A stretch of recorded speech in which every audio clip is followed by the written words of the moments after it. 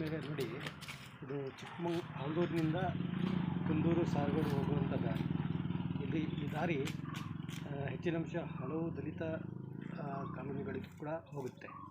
ಚಂಗೋಡ್ ಆಗಿರ್ಬೋದು, ಕೆಂಚಿತ್ಕಲ್ ದುರ್ಗ ಆಗಿರ್ಬೋದು, ಗುಡ್ದೂರು ಕಾಲೋನಿ ಆಗಿರ್ಬೋದು, ಅದೇ ರೀತಿ ಬೆಲ್ಗೋಡ್ ಆಗಿರ್ಬೋದು. ಇಂಥ ದಾರಿಯಲ್ಲಿ ಹಾದು ಹೋಗಿ ಮತ್ತೆ ಗುಡ್ದೂರು ಕಡೆಯಿಂದ ಬಂದರೆ ಮತ್ತೆ ಕಟ್ಟದಾಡಿಯಾಗಿ ನಮ್ಮ ಹೊಸಳ್ಳಿ ಆಲ್ದೂರು ಕಡೆಗೆ ಬರ್ತವಂಥ ದಾರಿ. ಇದು ಬಹಳ ಜನಗಳಿಗೆ ತೊಂದರೆ ಆಗ್ತಿದೆ.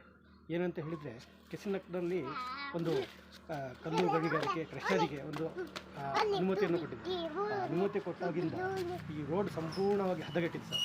ಹದಗೆಟ್ಟು ಒಂದು ಬೈಕು, ಆಟೋ ಸವಾರರು ಕೂಡ ಇಲ್ಲಿ ಬಿದ್ದು ಜಾರಿ ಒಂದು ಅಪಘಾತಗಳು ನಡೀತಾ ಇದೆ. ಹಾಗಾಗಿ ಎಷ್ಟು ಬಾರಿ ಮನವಿಗಳನ್ನು ಕೊಟ್ಟು ಎಷ್ಟು ಒಂದು ಏನು ಸಂಬಂಧಪಟ್ಟ ಅಧಿಕಾರಿಗಳಿಗೆ ಗಮನಕ್ಕೆ ತಂದರೂ ಕೂಡ ಯಾವುದೇ ರೀತಿ ಕೆಲಸಗಳಾಗ್ತಿಲ್ಲ.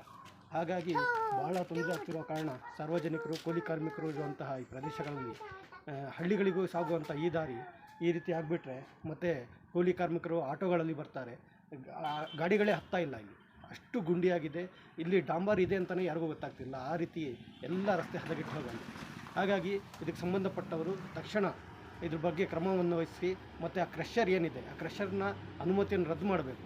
ಅನುಮತಿ ರದ್ದು ಮಾಡಿ ತಕ್ಷಣ ಈ ಅನುಮತಿಯನ್ನು ಕೊಟ್ಟಂತಹ ಅಧಿಕಾರಿಗಳಿಗೆ ಸೂಕ್ತ ಕ್ರಮವನ್ನು ಜರುಗಿಸಬೇಕು. ಯಾಕಂತ ಹೇಳಿದರೆ ಇಲ್ಲಿ ನೋಡಿ, ಇಲ್ಲಿ ಧೂಳು ಎದ್ದೇಳ್ತಾ ಇದೆ. ಈ ಧೂಳಲ್ಲಿ ಗರ್ಭಿಣಿ ಸ್ತ್ರೀಯರಾಗಿರ್ಬೋದು, ವೃದ್ಧರಾಗಿರ್ಬೋದು, ಮಹಿಳೆಯರಾಗಿರ್ಬೋದು, ಮಕ್ಕಳಾಗಿರ್ಬೋದು, ಎಲ್ಲರಿಗೂ ಆರೋಗ್ಯ ಸಮಸ್ಯೆ ಕೂಡ ಉಂಟಾಗ್ತಿದೆ.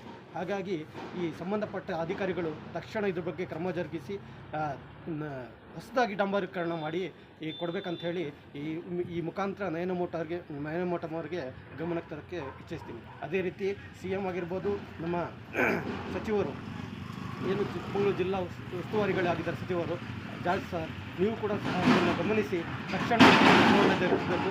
ಬಹಳ ಯಾವುದೇ ರೀತಿಯ ನೋಡಿ ಅವಸ್ಥೆಗೆ ಬಂದು ನಡೆಸಿದರೆ ನಾಳೆ ದೊಡ್ಡ ಅಪಘಾತಗಳು ಸಂಭವಿಸುವ ಸಾಧ್ಯವಿದೆ.